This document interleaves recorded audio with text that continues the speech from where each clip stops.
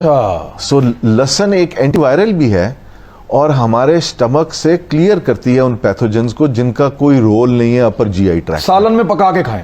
سالن میں پکا کے کھانے سے اس کی افادیت ختم ہو جاتی ہے. ختم یا کم؟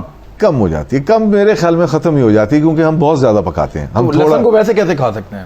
لہسن کو بہترین کھانے کا طریقہ یہ ہے کہ اس کے چھوٹے چھوٹے ٹکڑے کریں, اس کو 5-7 منٹ ہوا لگنے دیں. جب ہوا لگتی ہے تو اس سے ایک چیز بنتی ہے جس کو میلیسن کہتے ہیں, جو کہ بہت زبردست ایک اینٹی مائکروبیل پیپٹائڈ ہے.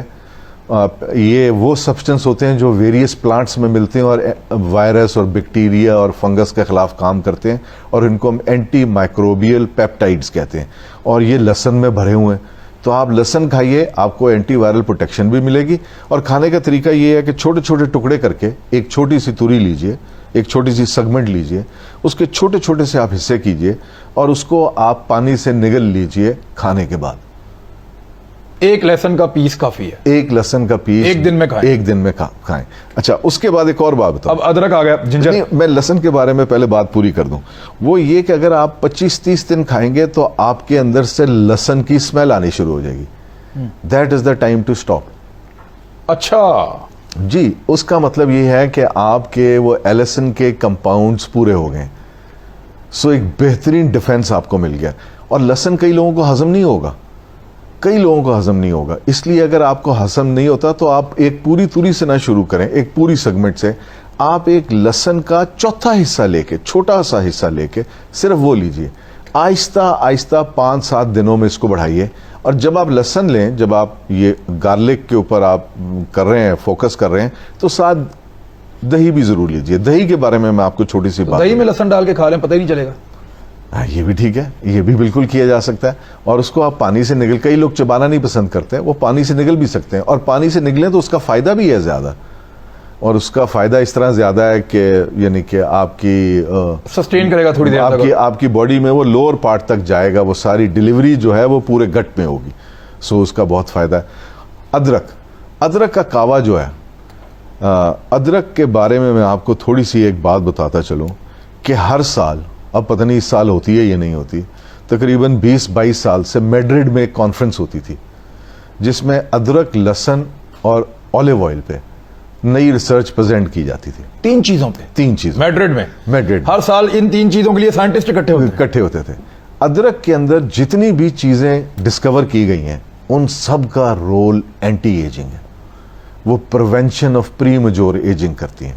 اور آپ ادرک اتنی بڑی دنیا ہے, اور ادرک کیا کرتا ہے, آپ کے سٹمک سے ہوا کو خارج کرتا ہے. سب سے پہلا کام یہ کرتا ہے.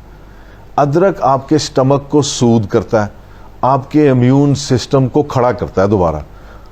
ادرک اتنی شاندار چیز ہے. آپ یہ سوچئے کہ اللہ تعالیٰ نے قرآن مجید میں ادرک کا ذکر کیا کہ جو میرے پاس میرے بندے جنت میں آئیں گے ان کو ایسے پیالوں میں توازہ کی جائے گی جس میں سے سونٹ کی خوشبو آئے گی. یعنی کہ پری میچور ایجنگ, وہاں تو کوئی ایجنگ نہیں. سو آپ یہ سوچئے کہ ادرک کے اندر ابھی کوئی 63 کے قریب نیوٹرینٹس ڈسکور کیے گئے ہیں, نیوٹریسوٹیکلز, جن کو ابھی نام دیا جانا ہے, اور ان ساروں کا رول ہماری باڈی میں ہے. یعنی انسان ابھی تک ادرک کے اندر کیا ہے وہ پتہ نہیں کر سکا. نہیں کر سکا. اور جو پتہ چلا وہ خزانہ ہے سارا کا سارا. بالکل خزانہ.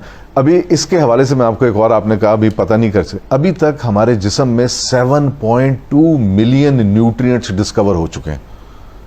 ٹھیک ہے, سارے کے سارے ویریس سبزیوں, 72 لاکھ نیوٹرینٹس ڈسکور ہو چکے ہیں.